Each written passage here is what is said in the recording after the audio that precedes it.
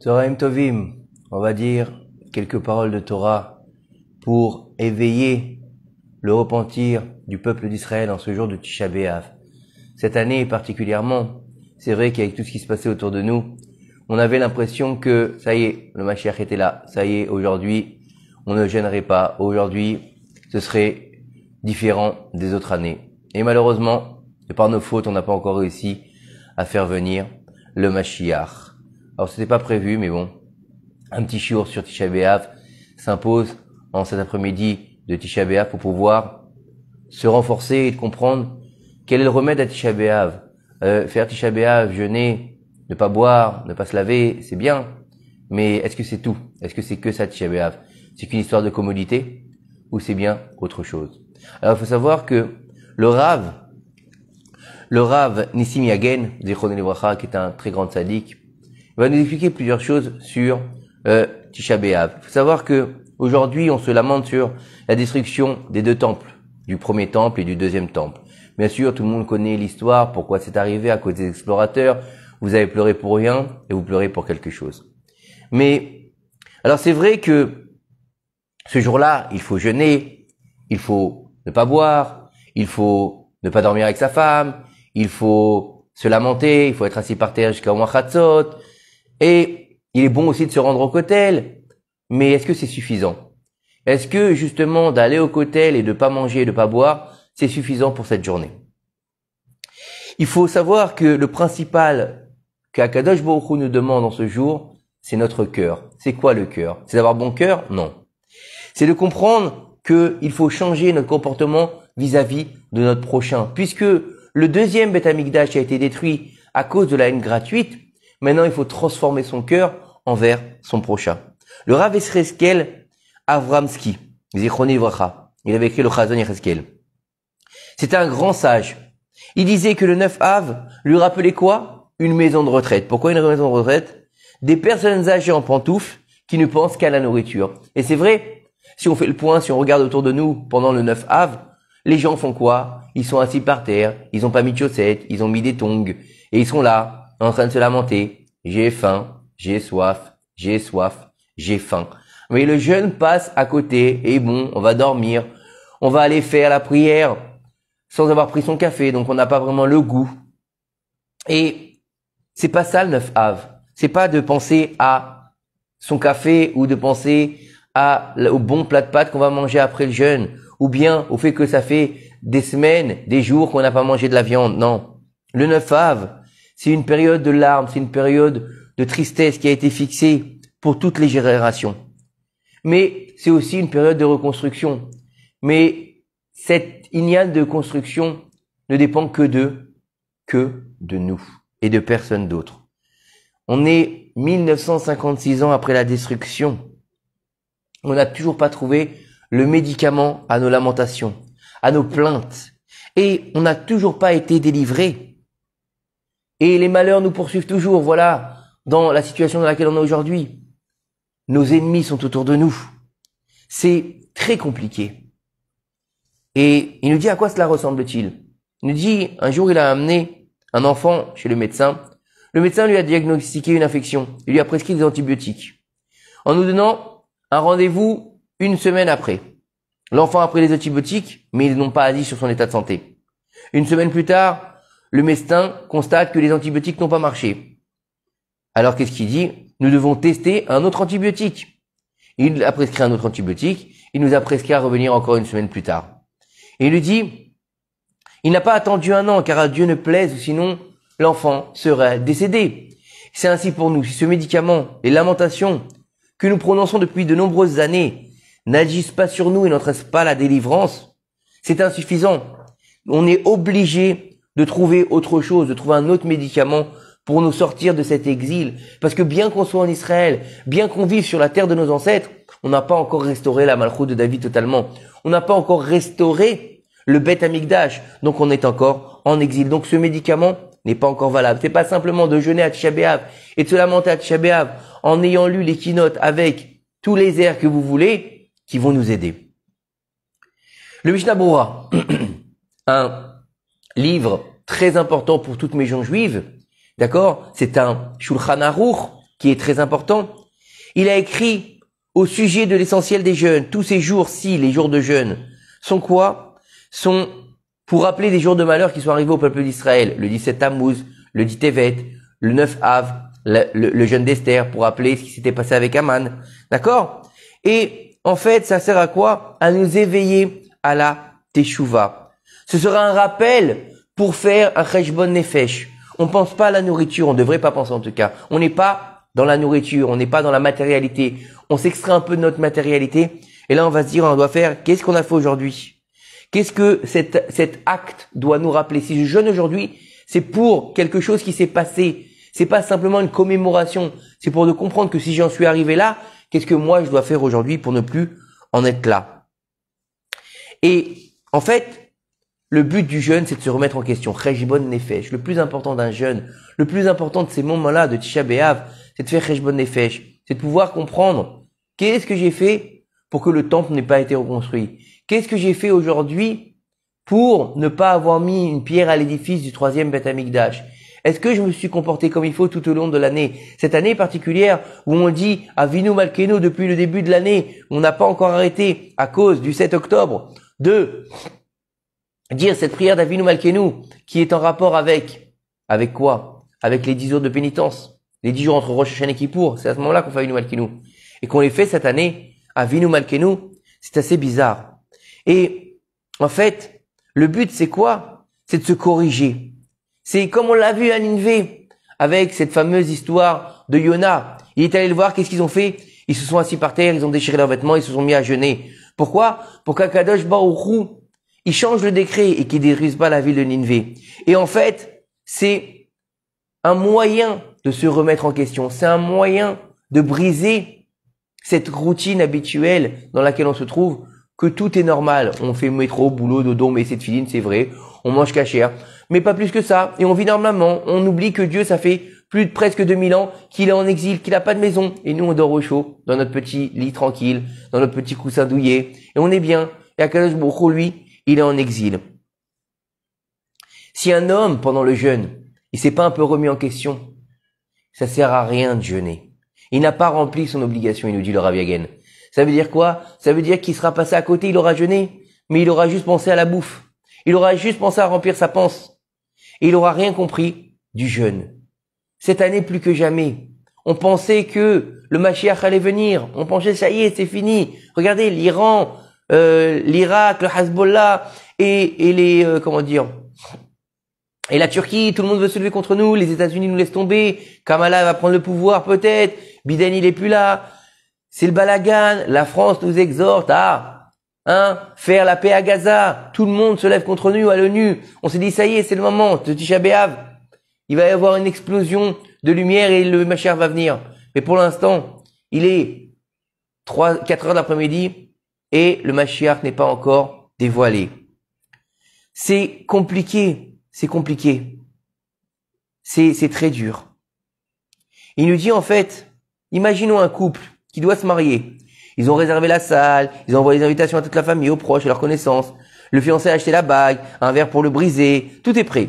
Et le jour attendu, tous les invités arrivent, l'orchestre est en place, un festin de roi. Mais, en fait, le fiancé, comme il était occupé à toutes les préparations et à tout ce qu'il devait faire, il a oublié quoi? Il a oublié sa fiancée.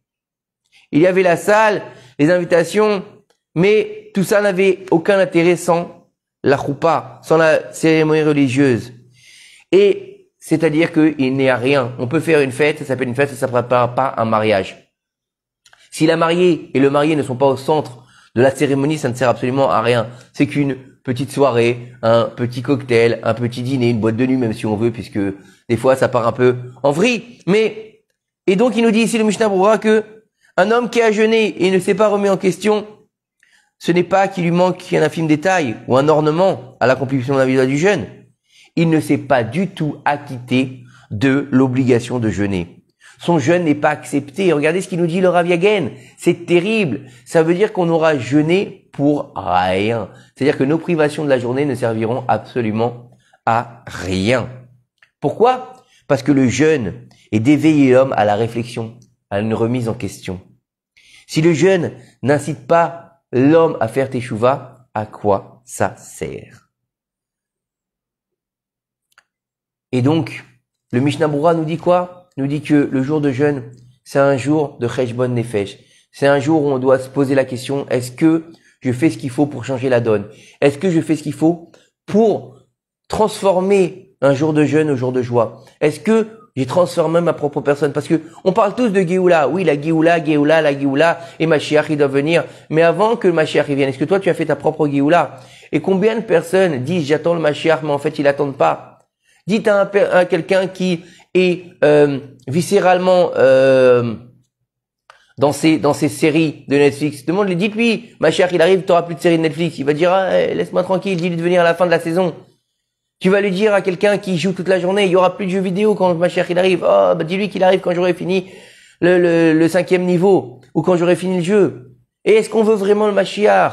Est-ce qu'on sait ce que c'est Mashiach? Est-ce qu'on a envie vraiment de prendre le deuil sur le Beth Amikdash, de se dire est-ce que j'ai compris l'idée du deuil? C'est pas forcément de prendre un deuil comme quand on perd une personne, c'est très difficile puisque ça fait presque de 2000 ans que le temple a été détruit. Donc c'est très difficile de se...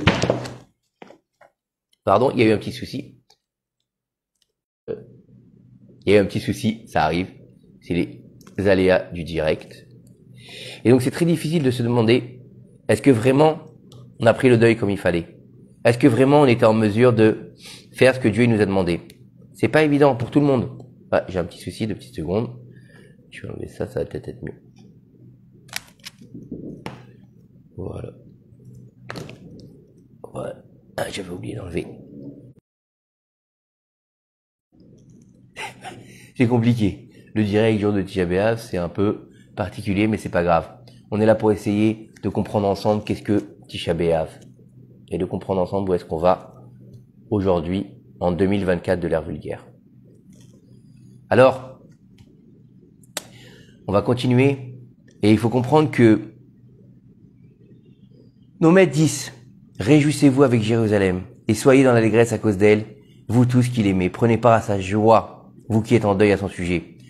Et on nous dit ici, dans la Gemara, celui qui prend le deuil pour Jérusalem aura le mérite d'assister à sa joie.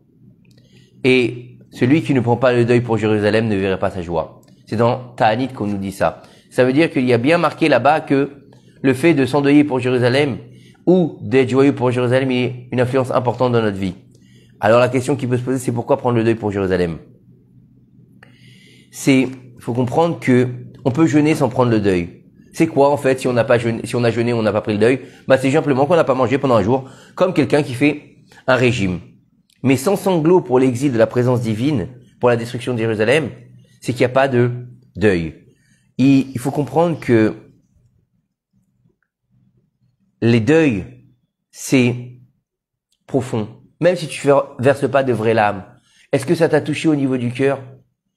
Hier soir, je suis rentré dans Tisha B'Av, je suis allé à la synagogue avec mon coussin sous le bras à pied. Et là, j'ai levé les yeux au ciel et je me suis dit, cette année, pourquoi? Cette année, pourquoi il n'est pas venu? Toutes les années, j'ai peut-être pas ressenti cette idée de destruction et de reconstruction. Mais cette année, je me suis senti concerné. Alors, c'est quoi le deuil? C'est de se sentir concerné. Concerné par cette journée. Concerné par ce deuil. Concerné par ce deuil, pas seulement à Tisha B'Av, tout au long de l'année. Savoir que depuis le 7 octobre, on fait Avinu Malkinu, on dit à Kadosh Baruch Hu, donne-nous une bonne année, reviens parmi nous, remets-toi avec nous. Et nous, on pense quoi? Ah, je vais prendre mes billets d'avion pour Ouman à Rosh Hashanah. Je vais aller préparer les Yamim Noraim. Je vais m'occuper d'un barbecue. Je vais m'occuper de mes vacances. Je vais m'occuper de mes travaux. Donc, tu t'occupes pas forcément de la reconstruction. Tu t'occupes de toi. Alors, c'est vrai qu'il faut qu'on continue à vivre.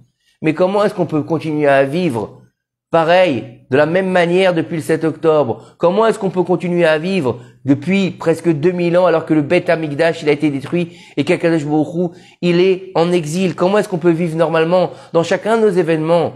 Que ce soit une bar mitzvah, une brit milah, un mariage, on rappelle toujours Jérusalem. Quand on achète une maison, on va laisser un carré de 50 sur 50 pour rappeler que la maison n'est pas finie parce qu'Akadosh Baruch Hu, il est en exil. Lorsqu'on va se marier, le moment le plus attendu, où on a tout préparé, où on est heureux, sous la choupa même, pendant ce moment de joie où on va prendre son épouse et qu'on va mettre le premier pied à l'étrier pour la construction d'un foyer juif. On rappelle Jérusalem, dans la prière de ce matin et d'hier, on a lu la Megillah Echa. La Megillah Echa, elle est terrible. Jérusalem a été labourée. Ses filles ont été données. Elle a été considérée comme une prostituée. Jérusalem, la pupille d'Akadosh Baruch Hu, l'endroit où par lequel Dieu il a créé le monde. Et nous, on est là, en train de se dire, ah bah c'est bien, on est revenu à Jérusalem, on a le kotel. On a le kotel, c'est suffisant. On a prié au kotel, on a pleuré au kotel, c'est suffisant. Depuis la destruction du temple, il y a un rideau de fer entre Hachem et son peuple. Regardez comment, quand Dieu il ferme les yeux sur son peuple, qu'est-ce qui se passe? Des terribles, des tragédies.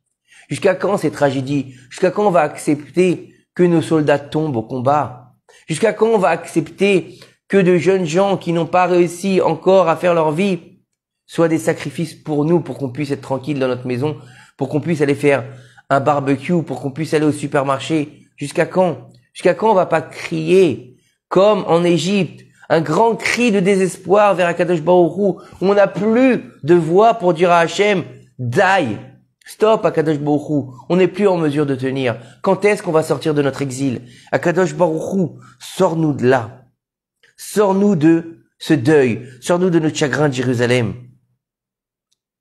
On doit comprendre que on peut pas vivre toute notre vie sans le moindre réflexion au niveau du deuil et du chagrin de Jérusalem. Se dire, bon bah je suis là sur terre pendant 60, 90 ans. Mais j'ai vécu ma vie, j'ai fait ce que j'avais à faire, j'ai mis mes tefilines, j'ai fait mon Shabbat. Mais comment tu veux que je m'endeuille sur le temple? Ça fait presque 2000 ans. J'ai pas grandi avec le temple, j'ai pas vécu avec le temple. Donc, comment tu veux que j'ai besoin de le faire? C'est pas grave, je vis, j'ai fait mon judaïsme, mais j'ai pas fait mon judaïsme. On dit toujours que quand on va partir de ce monde, on va nous poser plusieurs questions. Une des questions, c'est Tzipita et Yeshua. Est-ce que tu as cru en Mashiach? Est-ce que tu as vraiment cru que le Mashiach, il allait venir, que la reconstruction, elle allait être faite? Donc, est-ce que tu t'es endeuillé sur le fait que tu n'as pas eu Jérusalem reconstruite tout au long de ta vie? Tzipita et Yeshua, c'est pas simplement de mettre un pins ou de brandir un drapeau ou de dire we want Mashiach now. C'est aussi d'y croire au fond de toi. Si on veut réjouir Akadosh Baruch Hu, on veut joindre notre deuil à son deuil. Il faut quoi? Il faut s'endeuiller sur le temple. Il faut faire un pas supplémentaire, se renforcer dans notre désir de voir enfin la reconstruction du temple. Se renforcer de notre désir de se rapprocher d'Akadosh Baruch Hu. En se rapprochant de Dieu, en étudiant la Torah, en faisant les mitzvot correctement, en mettant de l'intention dans ce qu'on fait, on va mettre notre petite pièce à l'édifice du Beth Amikdash. Est-ce que le Beth Amikdash, il va descendre directement du ciel? Ou est-ce que c'est nous qui avons le reconstruire? Quoi qu'il arrive, en faisant une mitzvah, tu mets ta pierre à l'édifice. Tu reconstruis le temple. En sachant se taire, en ne faisant pas preuve d'orgueil. En étant un Ben Israël qui ressemble à un Ben Israël. Pas en essayant d'être un Ben Israël qui veut ressembler à Esav, à ressembler aux nations du monde. Et de se dire, ah, Dieu bénisse, heureusement que les États-Unis sont là pour nous aider pendant la période dans laquelle on passe. Mais heureusement qu'Akadosh Baruch Hu, il est là, pas les États-Unis. Il ne dort ni ne sommeille, le gardien d'Israël. N'oubliez pas ce qui est écrit dans la Torah. Protège-moi de mon frère, protège-moi de Esav. Yaakov, il avait qu'un seul frère, donc pourquoi il dit protège-moi de mon frère, protège-moi de Esav? Protège-moi de Esav, tout simplement. Ou protège-moi de mon frère. Non, protège-moi de Esav quand il se comporte comme mon frère, qu'il est mon ami. S'il, c'est mon ami. Mais aussi quand il se comporte comme Esav, quand il est violent. Et nos sages nous disent quand est-ce qu'il est plus dangereux? Quand il se comporte comme ton frère. Et pas quand il se comporte en ennemi. Donc de comprendre que les États-Unis, c'est bien beau, mais c'est pas ce qui nous donnera la Géoula Shlema. C'est pas les États-Unis. C'est Akadosh Baruch Hu. Nos sages de mémoire bénie ont dit dans l'Yalkut Shimoni, toute génération qui n'a pas assisté à la reconstruction du temple, la Torah la considère comme ayant assisté à sa destruction. Pour quelle raison? Parce qu'elle n'a pas fait Teshuvah, parce qu'elle n'a pas été en mesure de réparer ce pourquoi le temple, il a été détruit. Et il faut comprendre que celui qui a assisté à la destruction du temple a été traumatisé, ne pourra jamais oublier ces scènes. Mais nous, on l'a pas vu. C'est comme quelqu'un qui a assisté à la Shoah. Tu vas lui dire à cette personne qui a vécu cette tragédie, comment tu as vécu ça? C'était une tragédie, c'était une horreur. J'ai vu les morts. Je sens cette comment dire, cette présence tous les jours. Je vis avec mes fantômes dans les moindres détails. Il n'arriverait pas à détourner ses pensées de ça. Mais quelqu'un qui ne l'a pas vécu va avoir plus de mal à comprendre. Même si on lui raconte, même s'il a vu des films, même si on lui explique, il aura du mal à le vivre. Et c'est exactement pareil. Nos sages nous racontent que Jérusalem, Nebuzaradan, il a tué 940 000 personnes sur une seule pierre. Il l'a rapporté dans la Gemara de Gittin. Vous vous rendez compte? Le nombre de personnes sur une pierre, il les a égorgées. Des milliers de juifs, d'hommes, de femmes et d'enfants ont été égorgés sur la même pierre. Et on nous dit que tellement qu'ils ont assassiné de gens, d'accord? Les chevaux, ils avaient les museaux dans le sang. Un flot de sang qui déplaçait des rochers jusqu'à la mer. Vous vous rendez compte? Vous vous rendez compte quand même? On peut pas comprendre la violence. Les corps, quand Bétar a été détruit, ils ont été enterrés, pas enterrés, ils ont été mis autour des vignes, les corps, pour que leur sang, ils nourrissent la vigne. La situation était catastrophique. Et il n'y a pas eu de remise en question à ce moment-là. Ils n'ont pas fait teshuva. Et donc, s'ils n'ont pas fait teshuva, ils ont été détruits. Ça veut dire que nous, si on n'a pas fait teshuva, on continue à pérenniser cette destruction malheureusement. Ça veut dire que si le temple il avait été détruit aujourd'hui et qu'on se serait comporté comme on se comporte aujourd'hui, le temple il aurait été détruit. Chas v'shalom. Vous vous rendez compte? Ça veut dire que on a quelque part une insuffisance dans notre teshuva, une insuffisance dans notre cœur, une insuffisance dans notre réveil vis-à-vis d'Akadosh Baruch Hu. Après la destruction du temple, le prophète Isaïe a dit au nom d'Hachem, consolez mon peuple, dit votre Dieu, parlez au cœur de Jérusalem. Le cœur, c'est l'intention intérieure, c'est la pnimiout, c'est l'intériorité de l'être. De faire les mitzvot, c'est bien. D'être quelqu'un qui va aller acheter la meilleure viande, le meilleur loulav, les meilleures tefilines, c'est bien. Mais quand il aimait, qu'est-ce qu'il ressent? Qu'est-ce qu'il ressent quand le matin, tous les matins, bon ce matin on n'a pas mis de tefilines, puisqu'en général, on met les tefilines l'après-midi, pour certaines communautés, ou bien d'autres ils mettent les tefilines le matin, mais c'est pas le problème. Au moment où tu mets les tefilines, que ce soit le matin, l'après-midi, qu'est-ce que tu ressens? Est-ce que tu ressens un lien particulier avec Akadosh Baruch Hu? Ou bien t'as fait ta mitzvah, Yatsa Yedei Chova, t'as coché ton petit V?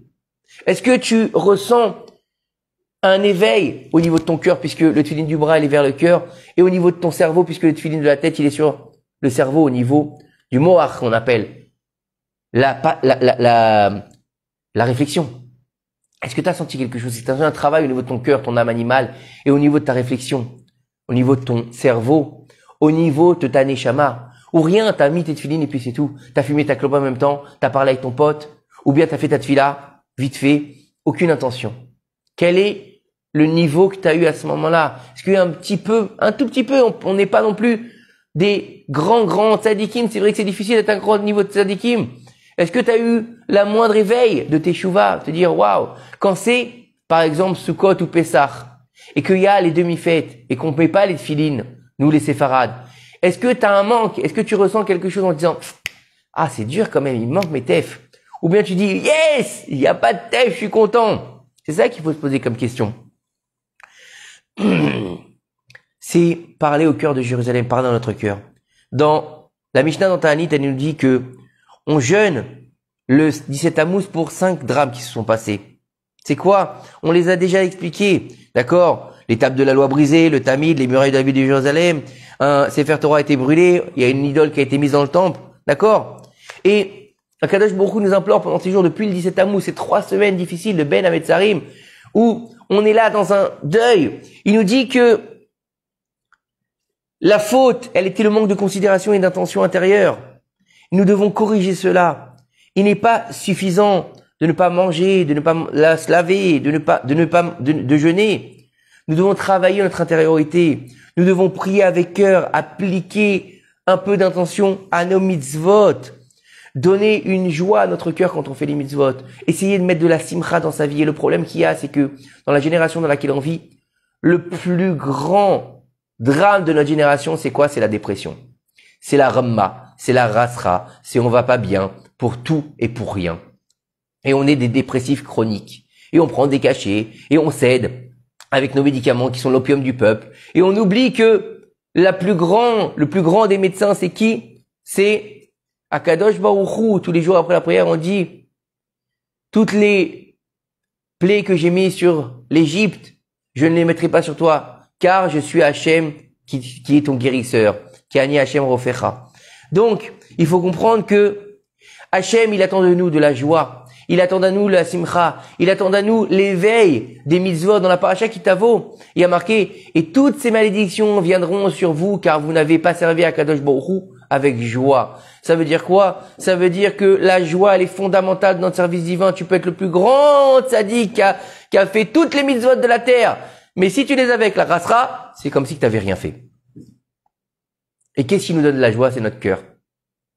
C'est éveiller notre cœur à se comporter avec joie et avec miséricorde, avec amour. Donner de la joie à l'autre, penser un peu à l'autre. Arrêter d'être égoïste, l'égoïsme, de penser qu'à soi, de penser qu'à sa petite personne. Est-ce que j'ai bien dormi? Est-ce que j'ai bien mangé? Alors mais tu vas me dire oui, mais attends, moi j'ai pas les moyens d'aider tous les gens qui n'ont pas d'argent. Moi j'ai pas les moyens de faire ci. Mais qui t'a demandé de nourrir la terre entière? Qui t'a demandé d'être un grand philanthrope si t'as pas d'argent? Ça peut arriver. Toi aussi t'as des besoins. Toi aussi t'es dans la panade et t'as besoin d'argent. Mais de faire un sourire à ton voisin, de lui dire bonjour, c'est quand même mieux que dès qu'il passe devant sa porte, tu lui dis bonjour avec un sourire hypocrite en disant je peux pas le voir celui-là. Mais non, il t'a rien fait. Mais tu peux pas le voir parce qu'il a une belle BM et toi t'as pas la BM. Non, parce que lui il a besoin de la BM et toi t'en as pas besoin. Ou bien tu la mérites pas aujourd'hui. C'est de savoir que quand t'as une vieille dame qui passe dans la rue et tu la vois en train de souffrir avec ses sacs, eh ben tu vas l'aider à prendre ses sacs et les poser jusqu'à sa porte. C'est ça, l'éveil du cœur. C'est s'éveiller pour les autres. Ve'afta l'erecha kamocha, tu aimeras ton prochain comme toi-même. Réussir de faire le tikkun. Le premier temple, ils ont fait les 3 péchés capitaux. La débauche, le meurtre et l'idolâtrie. Au bout de 70 ans, ils sont revenus, ils avaient fait la réparation. Et nous, presque 2000 ans aujourd'hui, on n'a toujours pas fait la réparation du Lachon Hara et du Moshi Shemra. Qu'est-ce qu'on attend? Qu'est-ce qu'on attend pour arrêter d'être le djinn? Ah non, celui-là il me doit, celui-là il est comme ça, celui-là comme ça, celui comme ça. Non, c'est moi, c'est quoi? Non, il me doit, c'est comme ça. J'exige. Arrête d'exiger, t'es qui pour exiger? L'ifne Mishrat Adin, être un peu plus léger avec les autres. De comprendre que, des fois, on peut pas être comme tout le monde, on peut pas tous être pareil. Et d'arriver à être malléable avec certains. C'est vrai que c'est dur, c'est vrai que c'est pas évident, c'est vrai qu'on a du mal. Surtout avec nos enfants qui sont très difficiles dans cette génération. Mais c'est comme ça. C'est comme ça, c'est marqué dans la Gemara que la génération avant la venue du Mashiach sera très difficile à tel point que les Tanaïm me disaient je préfère mourir que de vivre dans cette génération. Mais il faut comprendre que comment sont-ils arrivés à la situation de destruction? Parce que Jérusalem était une ville fortifiée entourée de murailles, imprenables, incroyables. C'était terrible de pouvoir prendre Jérusalem, c'était très difficile. C'était mamash, la ville imprenable. Mais qu'est-ce qui a sonné le glas de Jérusalem? Une petite faille seulement, qui a sonné le glas de Jérusalem. Donc c'est une petite faille dans notre intériorité qui va détruire notre tout et notre intérieur. Une mitzvah positive, importante, se trouve dans la Torah. Tout le monde ne la connaît pas. On connaît les mitzvot qui engagent une action, comme le chametz, comme mettre les tefillin, comme allumer les bougies. On le fait, ou toutes les semaines, ou tous les jours, ou une fois par an, c'est pas grave. Mais il se trouve des mitzvot qui sont ordonnés par la Torah, qui concernent l'homme 24 heures sur 24, toute leur vie sur leur moins d'interruption. Et Akadosh Baruch Hu, il nous dit dans le Sefer de Devarim, celui qu'on a commencé cette semaine, depuis Shabbat dernier, le Sefer des Devarim, c'est Akadosh Baruch Hu, ton Dieu, que tu dois révérer. Il faut avoir la crainte d'Hachem. Et cette crainte s'exprime par quoi? À l'intérieur comme à l'extérieur de sa maison. Quand il est avec des personnes ou quand il est seul. Yirat Hachem, la crainte du ciel. La Yirat Hachem, il faut comprendre que c'est une des premières choses que Dieu, il a créé le monde. Bereshit bara Elohim, lorsque Dieu, il a créé le monde, le Réchit, pour le Réchit. Pourquoi? Un des Réchit, on nous dit c'est quoi? C'est la crainte du ciel. Akadosh Baruch Hu, il nous dit que il faut le craindre. Mais c'est pas une crainte du bâton. Beaucoup de gens se trompent en disant si je crains pas Akadosh Baruch Hu, je vais être puni, je vais prendre une tannée. Non, faut arrêter. Ça, on n'est pas dans le père fouettard. Faut arrêter avec ce genre d'histoire. Il faut comprendre que lorsqu'on est devant un roi, devant un chef, devant un ministre, devant un chef d'État, d'accord? Eh ben, on va le respecter, on va le révérer. Pourquoi? Parce que on respecte son niveau, on respecte la grande personnalité. Alors qui plus est, on ne doit pas respecter Akadosh Baruch Hu. Il est moins important qu'un chef d'État, il est moins important qu'un ministre. Quand on passe le permis, pour pas aller très loin, quand on passe le permis, on a peur de l'examinateur. On va, bonjour, comment allez-vous? On va faire des mimiques, on va faire des choses. Quand on va voir un grand rabbin, on fait attention à nos paroles, on fait attention à comment on est habillé. Alors Akadosh Baruch Hu lui-même, est-ce qu'on ne doit pas faire encore plus attention à lui? Le Rav Yagen, il nous dit que la présence divine se trouve partout, que Akadosh Baruch Hu se trouve partout. Celui qui dit que Dieu il est dans le ciel, c'est faux. C'est faux, Dieu n'est pas dans le ciel, Dieu il est partout. Donc,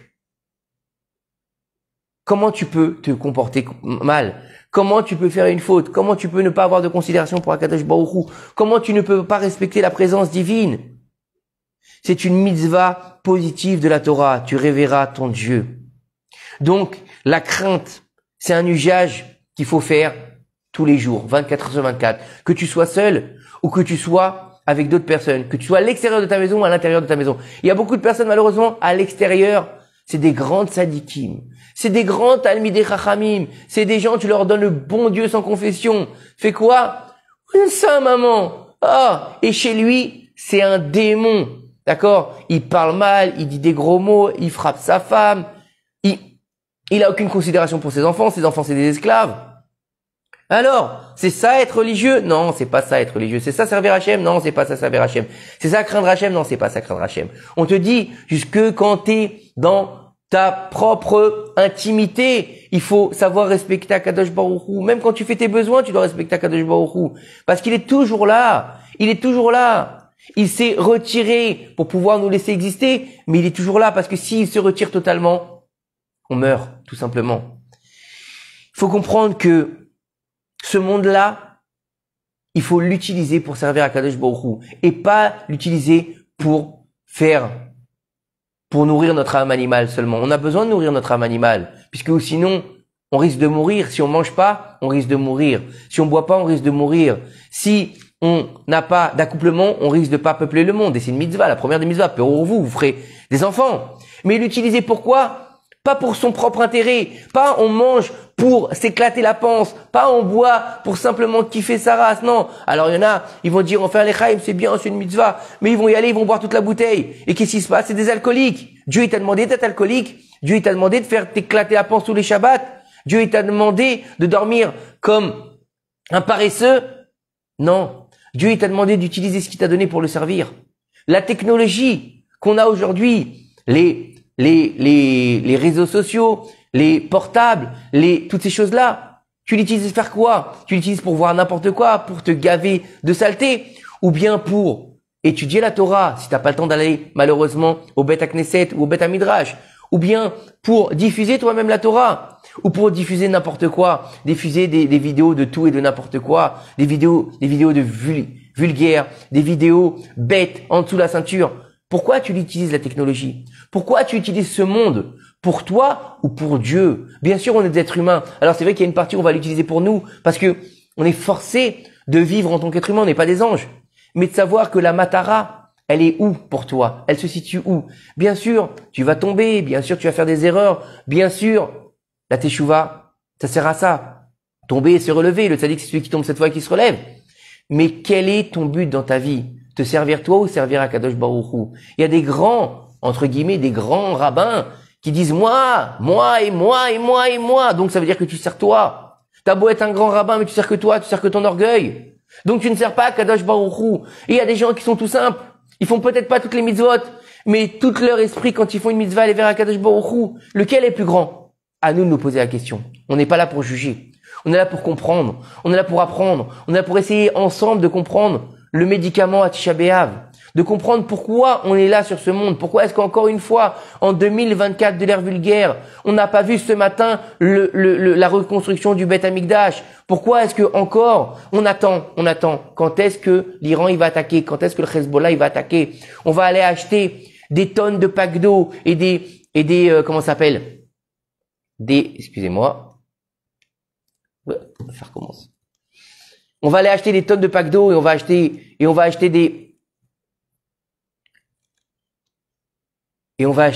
des boîtes de conserve. Pourquoi? Pourquoi on a si peur de ça? Ça veut dire qu'on manque de Emouna. Mifran à Emouna, c'est le Mifran de la fin des temps, de le contrôle de la foi. Et en fait, on nous dit que depuis que le temple a été détruit, le Saint béni soit-il, Akadosh Baruch Hu, n'a dans son monde que les 4 coudées de la Lacha. C'est marqué dans la Brachot. C'est quoi les 4 coudées?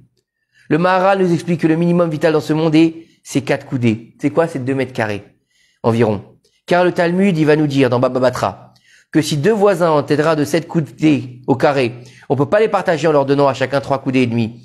Ce n'est possible que s'ils ont 8 coudées. On pourra alors partager en 2 en attribuant à chacun 4 coudées.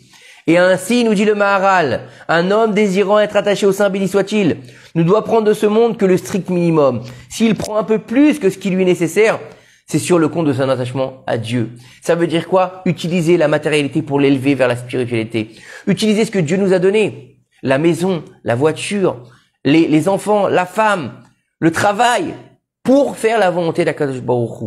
En utilisant le maximum de choses pour pouvoir réaliser la volonté de Dieu. Et surtout, se réaliser. Parce que le plus important, c'est que tu es venu au monde pourquoi? Pour rien. Manger, boire, dormir, te reproduire. Ça, les animaux aussi le font. Non. Tu es venu au monde pour faire la volonté d'Akadosh Baruch Hu. Parce que Dieu, il a dit au moment où tu es venu que le monde ne peut plus continuer sans ton existence. Parce que tu as quelque chose à amener. Ta pierre à l'édifice, la reconstruction du Beth Amikdash. Ça vous suffit le kotel? Ça vous suffit qu'il y ait le kotel? Alors ça y est, on n'a pas besoin d'autre chose. On a le kotel, on peut aller faire les prières. On a Jérusalem qui est reconstruite. On est là, on a le canyon. On peut aller à Jérusalem, on peut aller à Tel Aviv, on peut aller à la mer Morte. Donc c'est cool. Ça va, on revient en Israël, donc on est bien. Non, il manque quelque chose. Il manque quelque chose. Il manque quelque chose. Il faut comprendre que les fautes du premier Beth Amikdash, elles étaient connues, l'idolâtrie, le meurtre et la débauche, elles étaient connues. Mais au bout de 70 ans, on est revenu. Et malheureusement, le deuxième temple, c'est pas connu puisque chacun, il était en train de parler ou bien dans son idée de réfléchir mal sur son voisin. Donc c'est le cœur. C'est le cœur. C'est en fait le secret. C'est-à-dire que dans son cœur, il a haïssé son prochain. La haine gratuite, c'est dans son cœur. Puisque de face, qu'est-ce qu'on va faire? On va mettre notre masque. On va mettre ce fameux masécha, d'accord? Où on va être quelqu'un aux yeux des autres. Mais dans notre cœur, ah bonjour mon ami, comment tu vas? Ça fait plaisir de te voir. Et dans ton cœur, c'est crève, je te supporte pas, je te déteste. Non, c'est ça la haine gratuite. Mais non, il t'a rien fait. Reconstruire avec l'amour gratuit, le symbole du mois de Av, c'est Aaron à Cohen. Aaron, celui qui aimait la paix et qui recherchait la paix. Et donc, ça veut dire que cette haine gratuite, elle est aussi grave que l'idolâtrie, le meurtre et la débauche. Et qu'est-ce qu'on attend pour enfin aimer l'autre? Faire une teshuva du cœur.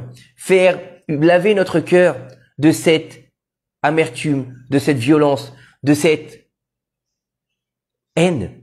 Laissons les autres nous haïr. Vous trouvez qu'on n'a pas assez d'ennemis, qu'on n'a pas assez de personnes qui nous haïssent? Le monde entier nous déteste. L'antisémitisme est devenu un antisionisme. Ça, c'est facile. On dit on n'est pas antisémite, on est antisioniste. On a des problèmes avec Israël, mais pas avec les Juifs. C'est bien beau de dire ça, mais le fond, il est le même. C'est l'antisémitisme. C'est contre les Bnei Israël. Normalement, l'antisémitisme, c'est contre tous ceux qui descendent de Shem. Alors, ça devrait être aussi contre les Arabes. Mais non, nous, on a la place principale. C'est nous qu'on déteste. Si on nous hait à ce point, tout le monde nous hait, tout le monde nous déteste, tout le monde veut l'annihilation du peuple d'Israël et de la terre d'Israël. On veut prendre notre place. Mais pourquoi on s'aime pas? Pourquoi on n'arrive pas à s'aimer les uns les autres? Pourquoi on n'arrive pas à respecter? On peut pas être ami avec tout le monde, d'accord, ok. Mais au moins, ne le déteste pas. Depuis 7 octobre, on a dit Beyachad Nenatseach, ensemble, on va y arriver ensemble. Pour être ensemble, il faut s'aimer. Mais on a oublié quelque chose. Pour être ensemble, Beyachad Nenatseach, Be'ezrat Hashem, avec l'aide d'Hachem, on pourra y arriver. Que avec l'aide d'Hachem, on pourra gagner cette guerre. Que si on est ensemble avec l'aide d'Hachem, on pourra gagner cette guerre.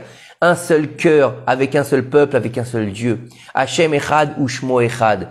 D'accord? C'est ça le Inyan, de proclamer son nom, de proclamer sa grandeur, de proclamer son unité, de proclamer ce qu'il est. Hashem Echad. Le plus grand,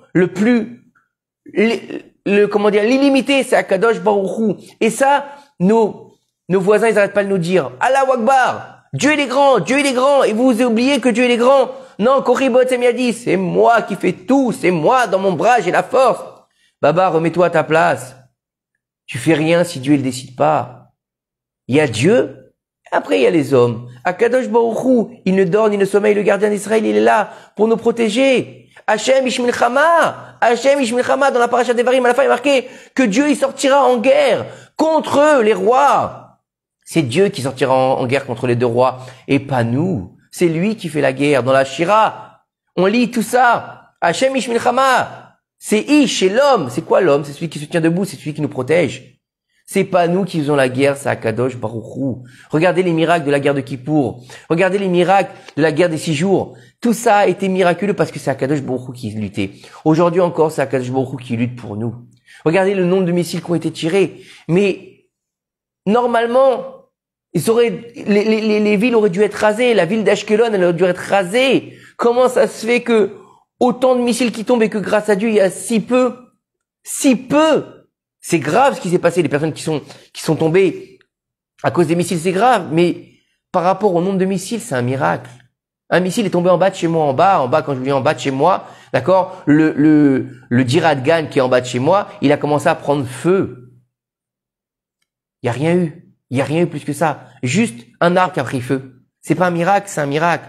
De comprendre que il faut on ressente dans notre cœur cet amour vers le prochain, cet amour pour Dieu. Parce que de la crainte, on doit passer à l'amour. Qui s'y a marqué dans le schéma Israël, Ve'afta et Hashem Elokecha, et tu aimeras Hashem ton Dieu.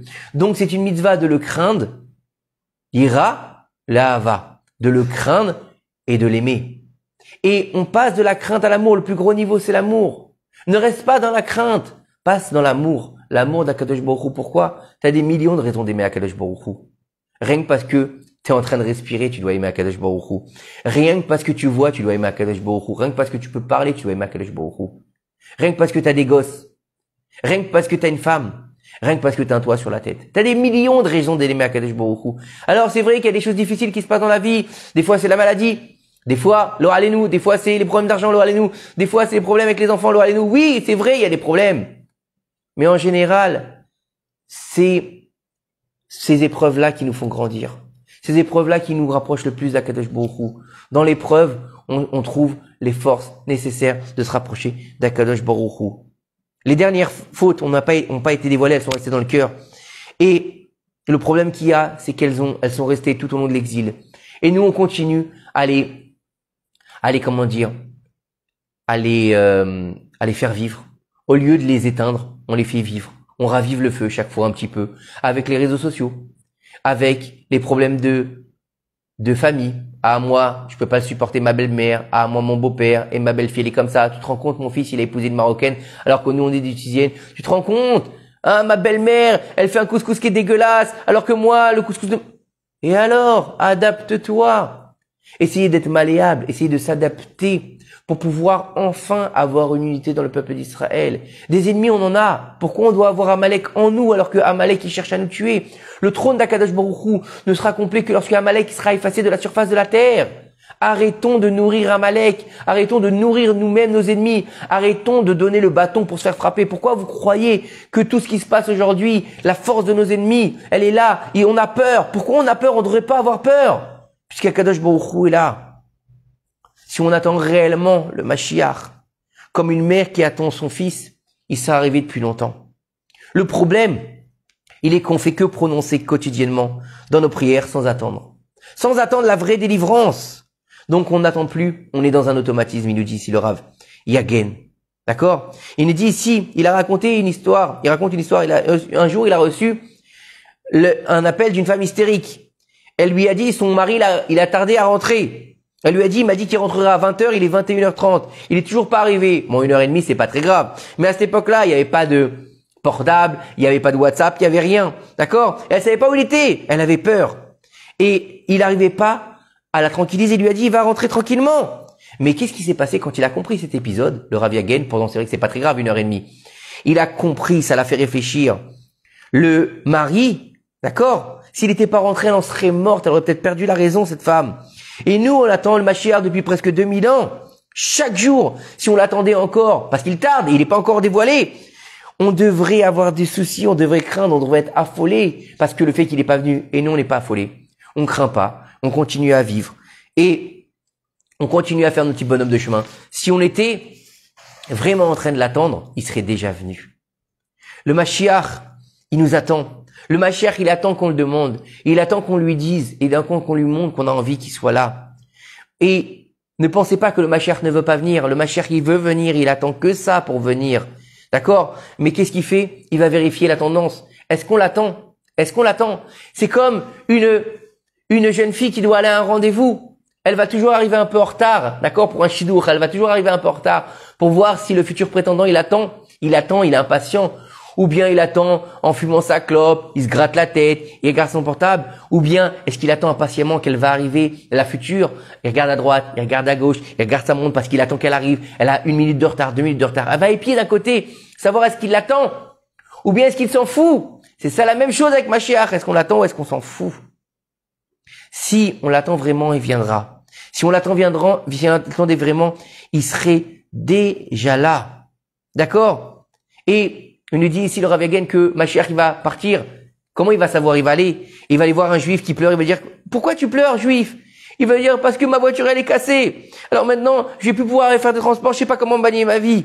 Et je sais plus qu'à attendre la venue du Mashiach. Il me délivrera de mes ennuis. Il nous dit ensuite que le Mashiach il va continuer. Il va voir un juif qui lit les Tehillim au Kotel. Il va aller le voir. Il va dire, maître du monde, je t'en prie, envoie Mashiach rapidement. Oh, il va dire le Mashiach, c'est merveilleux. Lui, il m'attend vraiment. Il va dire, c'est un tzaddik. Il va dire, pourquoi est-ce que tu attends le Mashiach? Il va dire, hier, mon shalom bayit, une catastrophe, ma femme, mes gosses, c'est la galère à la maison. Je pense qu'il y a que le Mashiach qui pourra me sauver de là. Et là, le Mashiach, il est dépité. Et à chaque endroit qu'il va, à chaque fois, on attend le Mashiach parce que il va nous guérir. On attend le Mashiach parce qu'il va nous sortir de nos problèmes financiers. On attend le Mashiach parce que, etc., etc. C'est une assistante sociale, le Mashiach, en fait. Il doit nous délivrer de nos galères. Il doit nous donner de l'oseille. Il doit nous guérir. C'est quoi? C'est une assistante sociale? Non. Le Mashiach, l'entière délivrance, ça sera possible que quand on demandera le Mashiach pour l'amour d'Akadosh Baruch Hu, pour la délivrance finale, simplement pour ça.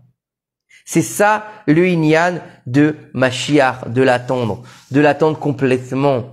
Et qu'on soit petit ou grand dans la Torah, qu'on soit très religieux ou pas religieux, même si ça veut rien dire dans notre monde, le religieux, puisqu'on n'est pas une religion, mais est-ce qu'on attend le Mashiach vraiment? Est-ce qu'on attend le Mashiach parce qu'on veut mieux vivre dans notre vie matérielle ou est-ce qu'on attend le Mashiach parce qu'on veut vraiment arriver à rentrer dans cette vie messianique, dans cette vie qui sera peut-être différente? Est-ce que il va y avoir beaucoup de miracles après la venue du Mashiach? On n'en sait rien. On dit que le monde, il va continuer à vivre comme il sera. D'autres, ils vont dire que Jérusalem va être coupée en deux et il va devenir Israël, et Israël le reste du monde. Et on dit que certaines personnes vont voler et qu'il y aura de la nourriture qui descendra toute seule du ciel. J'en sais rien. Je suis pas prophète. En tout cas, ce que je sais, c'est que on n'est pas dans un film de science-fiction. Mashiach, c'est pas un super-héros. Mashiach, d'accord, il va pas envoyer des comment on appelle ça là? Des missiles de ses yeux, il va pas avoir une cape et il va voler dans le ciel, c'est pas un super-héros, d'accord? Il va pas écrire un nouveau comics, non, on n'est pas du tout là-dedans. Mashiach, il vient dévoiler la Elokut au monde. Il vient en fait faire en sorte que on accepte la venue d'Hachem sur terre, la création du monde de par ce qu'on a voulu. C'est-à-dire quoi? Shenaase lo dira betartonim, lui faire une demeure en bas. C'est ça, la création du monde qui a été faite pour que Dieu il ait une maison ici. Et donc depuis que la destruction a été faite, Dieu il a plus de maison. Lui reconstruire sa maison sur terre pour lui, pas pour nous, pas pour nous. Il faut trouver le moyen de dire qu'il est dommage d'avoir eu la destruction, que tous nos efforts n'ont pas mené à la reconstruction du temple aujourd'hui et qu'on est triste pour ça. et qu'on est déçu de pas avoir vu aujourd'hui la reconstruction du Beth Amikdash, que on en a assez de vivre dans cet exil et que c'est dur pour nous de vivre dans cet exil, de continuer à attendre. Ça suffit d'attendre, on n'en peut plus. Akadosh Baruch Hu, on n'en peut plus, pas parce qu'on veut vivre mieux, parce qu'on veut vivre avec toi. C'est ça le remède au Mashiach. Abba, je t'en prie. Abba, il est temps que depuis de 2000 ans, d'accord, tu as été expulsé de ta maison, que nous on vit très loin, on n'a même pas le droit de monter sur l'esplanade du temple, que là-bas, il y a une mosquée à la place d'avoir le Beth Amikdash, que les ânes ils se promènent là-bas, que les renards se promènent là-bas, et que des choses se passent, alors que nous, on est là à vivre normalement notre vie de tous les jours. Non. Il faut qu'on comprenne que ce qui doit nous déranger aujourd'hui, c'est pas quand est-ce qu'il se termine le jeûne, c'est quand est-ce qu'il se termine l'exil. C'est pas quand est-ce que je vais boire, ou quand est-ce que je vais manger un gâteau, ou bien je vais manger une sekshuka. C'est quand est-ce que va enfin se terminer la galoute dans laquelle on est aujourd'hui. Quand est-ce qu'enfin va être construit le temple? Quand est-ce que le Mashiach il va arriver? Pourquoi est-ce que on attend encore? Pourquoi est-ce qu'on est encore dans les douleurs de l'enfantement du Mashiach? Et pourquoi est-ce que le bébé n'est pas encore venu? Parce que le seul moyen de faire venir le Mashiach, c'est que nous fassions le procès. C'est quoi? Lorsque la délivrance en Égypte, elle s'est embrayée, qu'est-ce qui s'est passé? C'est quand Moshe Rabbeinu, il a commencé à faire les choses. D'accord? Mais il lui manquait quoi? Il lui manquait que le peuple, il accepte. Lorsque le peuple a commencé à accepter Moshe Rabbeinu, la délivrance, elle s'est mise en place. Les souffrances du peuple d'Israël, elles étaient telles que le peuple n'en pouvait plus. Kotzer Neshima, on n'en peut plus, ça y est, stop. Die. On veut plus vivre avec ça. Et donc, lorsque il a compris à Kadosh Baruch Hu qu'ils étaient prêts à faire Messirut Nefesh pour sortir d'Égypte, alors là, il a embrayé la délivrance finale.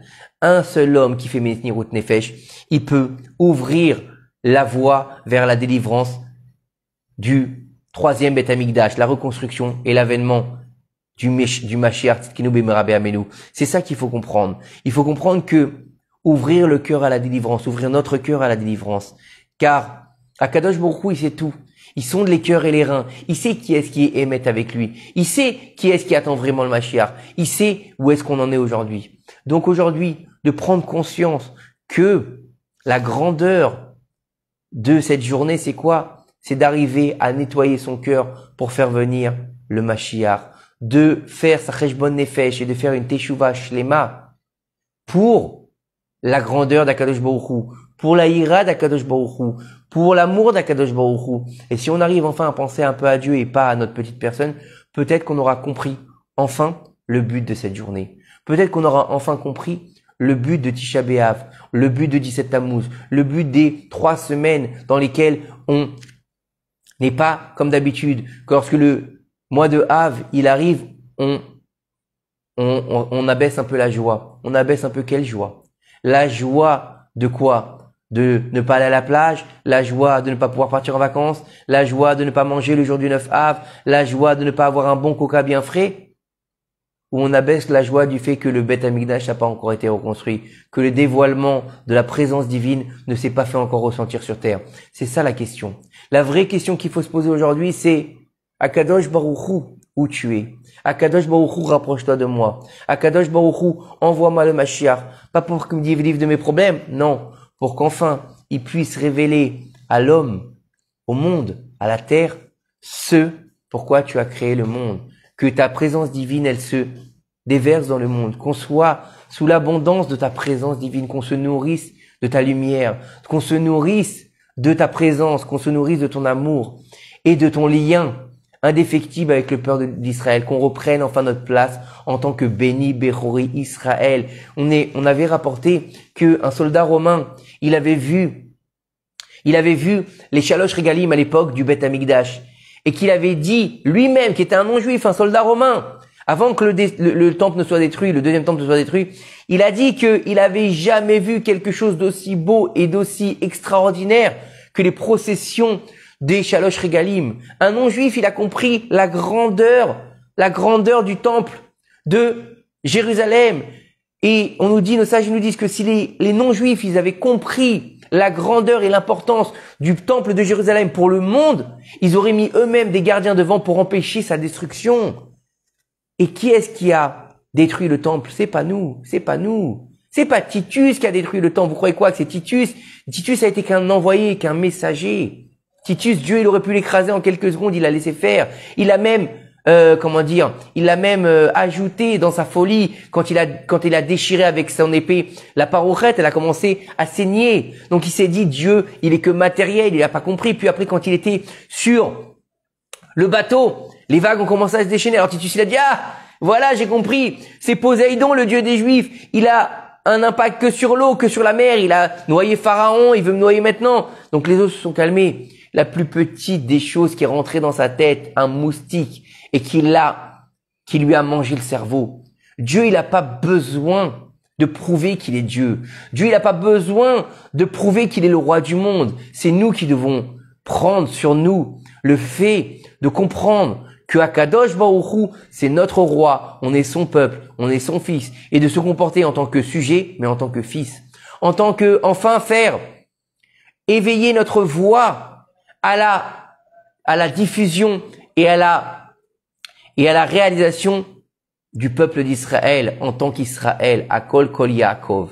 D'être enfin la voix de Yaakov et ne pas être comme Esav, de penser qu'on est comme tout le monde, habillé comme tout le monde, manger comme tout le monde, penser comme tout le monde, vivre comme tout le monde. Alors c'est vrai dans l'absolu, en 2024 de l'ère vulgaire, on vit un peu comme tout le monde. On bosse, on a une voiture, on a une maison, on va faire les courses, mais un peu plus que ça.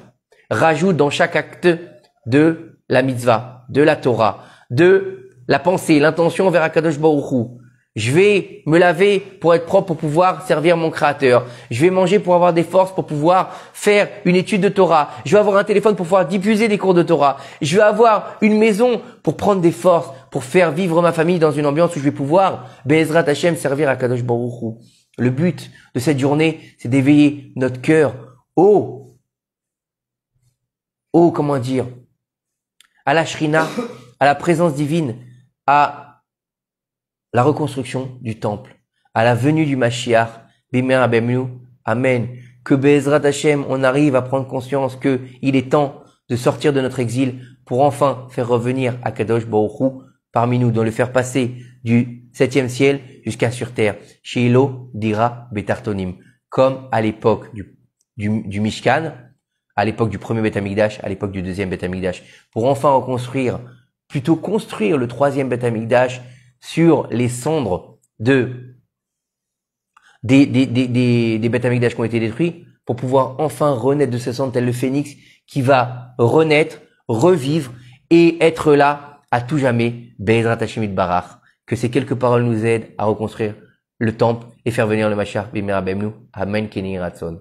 Et qu'on ait une bonne fin de jeûne, Be'ezrat Hashem Yitbarach, et que Akadosh Baruch Hu, il arrive aujourd'hui même à changer cette journée pour faire de cette journée un jour de Yom Tov. À très bientôt.